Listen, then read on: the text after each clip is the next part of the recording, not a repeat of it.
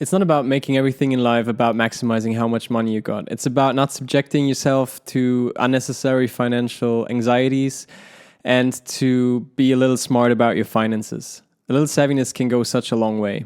Hi, welcome to Phil's Finance channel, where we talk about personal finance, building income sources, and investing. In this video, I want to talk about 2 financial mistakes that most of us make and 2 quick fixes that you can implement today, preventing you from financial stress and dramatically improving your quality of life as you get older.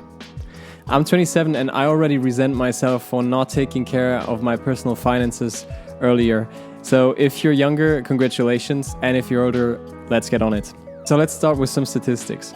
1 out of 4 run into some kind of emergency each year that costs on average around $3,500 as per this CNBC report. Half of us apparently don't have the cash at hand to pay for a $1,000 bill without putting it on a credit card or taking out a personal loan from the bank. A recent study from the Fed finds that 40% don't even have enough savings to cover a $400 bill. Sure, our financial system makes it easy to defer saving and let it bother your future self, but the problem is that you will end up paying much more than the initial sum due to high interest rates on credit card debt and personal loans, which currently lie at 17.30% and 10.07%. Let's say you take out a loan for $1,000, pay it back in 2 years, $50 per month. In the end, you will have paid over 10% on top of what you owed in the first place. If it gets more expensive, let's say you crash your car, you will pay more than $800 on top of your $2,000 loan over 5 years. In both cases, you're setting yourself back financially, reducing your net worth over time when you should be finding ways to increase it, to step by step improve your lifestyle. You're merely postponing the realization that you probably live above your means. This is why whenever you pick up a book about financial education, I read these 2 in the beginning, Rich Dad Poor Dad by Robert Kiyosaki and Unshakable by Tony Robbins, that they tell you that you should always pay yourself first. Before paying your landlord or your cable company, you take some money and invest it in your future. Invest it into assets that make you and your life richer instead of filling the pockets of rich CEOs by buying stuff that you don't actually need or add value to your life. Every decision in life has its risks and rewards. Usually you assess the risks of a situation and decide whether it's worth taking or not, depending on how high the rewards are. Almost half of us do not save money each month to plan for unforeseeable emergencies. The risk is existential threat and setting yourself back financially for many years, because not only will you have to cover your expenses, you will also have to pay the bank for lending you money. The reward is that you will have $50 more each month. But can you tell me what you used these $50 on last month? And did they bring you enough joy to come up for the risks you were taking? I guess not. This leaves 77% of us with feelings of anxieties related to our financial situation. Not caring about your financial situation doesn't seem like a great alternative either. This brings me to the first quick fix: build an emergency fund. Most financial advisors claim that this fund should be around 3 to 6 times your net income, while it always depends on your personal situation, of course. After recent events, it became clear for many of us that you can barely be prepared enough. 1 in 3 Americans have lost their job in the last months. Now see whether you already have 2 different bank accounts. Normally, if you have a job, your salary is paid to one of these accounts. This will be your operational account, from where you will pay your bills and whatever you need each month. If you don't have a second account yet, the next step is to go and open a high-interest savings account. Ally Bank is one example that offers over 1% in interest rates. Now set up a recurring payment 2 days after you receive your salary. You can start with 10% of your salary, which should be possible for anyone no matter their life situation. If it's not, probably you need to cut back on your expenses or find ways to improve your income. Living paycheck to paycheck is not really an alternative because it puts you in a hopeless position to ever increase your situation. To get more control over your spending, I found it essential to track every dollar I spend, at least for some time. There are many apps such as Mint that you can use for that. I started out with a simple spreadsheet that I put in the description. I made it a habit to track each expense during the day and put it in my notes app, and at the end of each month I'd put them in the spreadsheet and see how I did. It can be helpful to divide your expenses into fixed and variable expenses. Like that, you can see whether you overdo yourself on your general living situation with your rent and your monthly subscriptions to Netflix or the gym, or you just need a little more control over your daily spendings and see whether you need to purchase a $5 Starbucks iced coffee each morning or make it yourself for 20 cents with the Graham Stephan recipe that I also put in the description. After 2 to 3 months, you will have a better overview over all your spending, and you might even be able to increase the standing order to your emergency fund to 20, 30, 40, or even 50%. Personally, I try to save 50% of my income each month. To be entirely complete, you might want to set aside some money for wishes or holidays or cats, if that is what you wish for.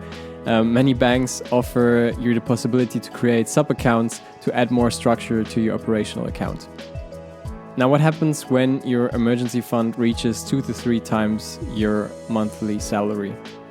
Now it gets more interesting. Now, what you should not be doing is building your wealth by piling money in your bank account. This way, you would even lose money through inflation, on average 2% per year, which is desired by central banks to increase spending and drive the economy. Safety Amis, who is a professor for economics and author of this great book, The Bitcoin Standard, links this phenomenon of decreasing household saving rates from 12% in 1970 to 3% in 2015. And it makes sense. When your money loses value over time, might as well just spend it right away. Fortunately, this is something we can fix with fix number 2. If you haven't already, sign up for an online brokerage account over which you can buy stocks. In the US, the most popular ones are TD Ameritrade, Vanguard, Robinhood, or Charles Schwab. They all offer you to buy stocks without a commission. If you're like me a couple of years ago, you're not really interested in the stock market, and you also tell yourself that you don't really have any free time left to spend it on such a boring thing. Well, you're in luck, because the most successful hedge fund manager in the world, aka Warren Buffett, doesn't want you to care for individual stocks. The Little Book That Beats the Market author Joel Greenblatt puts it as follows: choosing individual stocks without any idea of what you're looking for is like running through a dynamite factory with a burning match. You may live, but you're still an idiot. It is commonly agreed that most people would do best by putting their money into an ETF, which is basically a basket full of stocks moving up or down with the whole market instead of experiencing the fluctuations of individual companies. You've heard people talk about ETFs when they mention that the Dow Jones went up 2% today. The Dow Jones is a basket full of industrial American companies. Among the top 30 positions are Apple, Johnson & Johnson, JP Morgan, McDonald's, and Visa. Now, you cannot buy the Dow Jones, but you can buy an ETF that mirrors the Dow Jones. Examples are the Spider Dow Jones Industrial Average ETF or the iShares Dow Jones US ETF. Other examples of popular indices are the S&P 500, including 500 large US companies, or the Nasdaq, which is heavily weighted towards technology and information companies. Now, if you want to keep it as simple as possible, which is very advisable, you can go for an ETF that is not only dependent on the US economy or a specific sector. American companies have definitely been extremely strong over the past, but no one knows what the future holds, and you never want to put all your eggs in one basket, especially if that basket represents your retirement savings. Now is a good time to say that I'm not a financial advisor and that this is not financial advice. This is only my own opinion, and you have to do your own research. If I would own only one ETF, I would go for a global index including stocks from all over the world spread across all sectors. One example is the iShares MSCI World ACWI. This ETF still largely favors US companies but adds exposure to the UK, Europe, and emerging markets such as India or China. Overall, 2,000 companies make up this index. Now, which companies are in this ETF? When you Google iShares MSCI World ACWI and go to their website, you can find all the information you need, including the total amount of money that is invested in it, the overall fees that you have to pay, and this table where you can see all the stocks included in this ETF. The biggest position is Apple with 3.2%, followed by Microsoft, Amazon, and so on. The first non-US holding is Alibaba, the Chinese version of Amazon, at number 5, accounting for less than 1%. Now you go to your online broker, see if they offer this ETF, and set up a savings plan of, let's say, $100 each month, and you're done. You don't have to think about it anymore. You just let your money work for you. $3 will go into Apple, $3 into Microsoft, $2.50 into Amazon, and so on. Seen geographically, $57 will go into US companies, almost $7 into Japan, $4 into China. From a sector point of view, $20 go into companies providing IT-related products and services, $15 go into the financial industry, and $12 into healthcare.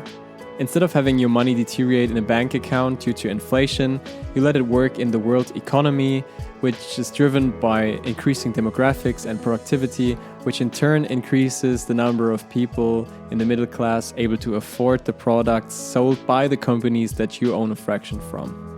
Isn't that a much smarter move than keeping it in a bank account? If you had invested $10,000 in 2012, that money would now be worth over $23,000 without much more effort than putting it in a bank account. But aren't stocks risky and make you lose all your money? Well, a whopping 84% of all stocks owned by Americans belong to the richest 10% of households. This should at least reassure you to some extent that putting your money into the stock market isn't the stupidest move when 94% of wealthy people have a significant exposure to the stock market, meaning over $10,000. But still, the percentage of people owning stocks is decreasing over time. While in the US it's still considerably high with over 50%, other countries like Germany have almost no stake in the stock market with a humiliating 15% ownership across the population, even though stocks are the most profitable long-term investment of the last century. Just for fun, if you had invested $100 100 years ago, this money would have grown to $500,000 as of today, even though the world supposedly ended in 1929, 2001, 2007. Of course, that doesn't mean that you should dive in there blindly. You should understand what you're doing so that you can understand what is happening to your money and why it shouldn't scare you when stock prices are falling. However, it is very important not to overthink this step. Give yourself a week until your brokerage account is activated. Time is the most important thing when it comes to investing. Historically, the stock market has returned around 8% year over year. This means that next year you will have the money you invested plus 8% of the money you invested. And the year after, you will have the money you invested plus 8% of the money you invested plus 8% of the money you invested plus 8% of the money you invested. This is called compound interest and underlies this exponential equation. Time is in the exponent, indicating that neither P or the amount of money you invested, nor the precise amount by which the stock market grows, make a substantial difference when competing against the amount of years you're invested. Of course, you can always catch up by saving more or finding ways to earn more money to invest, but the bottom line of all of this is that there is definitely no better time to start investing than today. Or as the saying goes, time in the market beats timing the market. Everybody who has seen an exponential phenomenon at work knows how mind-boggling the outcome is, be it the growth of bacteria in the lab or the first cell that grows into an embryo. It's really important that you invest into low-cost ETFs offered by Fidelity, Vanguard, or iShares, and not buy into mutual funds offered to you by your financial advisors in your local bank, because they charge over 30 times more in fees without literally offering any kind of advantage. Even though you're not interested in the stock market right now, starting to invest today will put all the odds in your favor to build wealth over time. And after reading a thing or two, you might even like to look into different companies and their products and why they might be more innovative than the ones from competing companies. Since I started to invest, I learned so many new things and felt much more engaged in the world. And if it doesn't happen, at least you'll be smarter than over 50% of the people losing money into their bank account year over year due to inflation. But of course, stocks aren't the only asset you can buy. You can diversify your wealth into different kinds of assets like real estate, precious metals such as gold, cryptocurrencies, most popular Bitcoin, bonds, and so on. Some assets make more sense when fears of an overvalued stock market or high inflation come up, and people want to transfer their currencies into something that held its value for hundreds of years, such as gold. Bonds make sense when you approach retirement and you can't risk losing 30% of your investment during a market sell-off like the one we've experienced just recently. Real estate lets you leverage your money because you can borrow most of it, which makes a lot of sense in times of low interest rates. But asset allocation is something for a future video. Lastly, I want to add a third financial fix that is not so quick and quite long-term, but is also compounding over time, making it very important to start today. And that is invest in yourself. Invest in books, online courses, seminars, and so on. Warren Buffett and many other successful people agree that investing in yourself actually produces the highest return on investment you can achieve. And it's fun too. Turning an idea into a successful business is probably one of the best, but also one of the hardest ways to build significant wealth over the course of your life. You never know how reading something in a book or hearing something in a podcast might light a spark for a great idea that you can turn into reality. That's it for this video. If you liked it, please leave a thumbs up and subscribe. It would mean a lot to me. Thanks.